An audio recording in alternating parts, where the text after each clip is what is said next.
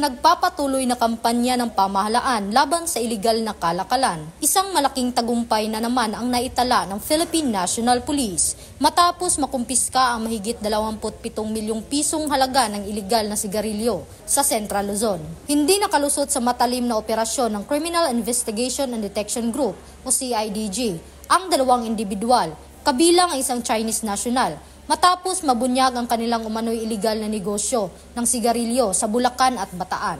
Noong 5 Nobyembre taong kasalukuyan sa ikinasang mga tauhan ng CIDG Regional Field Units 4A at 3, katuwang ang Bataan Provincial Field Unit, ang sunod-sunod na operasyon ng Barangay Poblasyon Giginto, Bulacan at Barangay Panilao, Pilar, Bataan.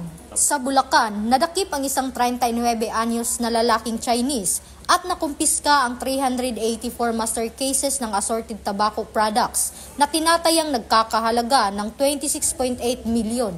Sa Bataan naman, naaresto ang isang 41 anyos na babae at nasamsam ang humigit kumulang 730,000 na halaga ng iligal na sigarilyo. Sa kabuuan, umabot sa 27.6 milyon ang halaga ng mga nakumpiskang kontrabando.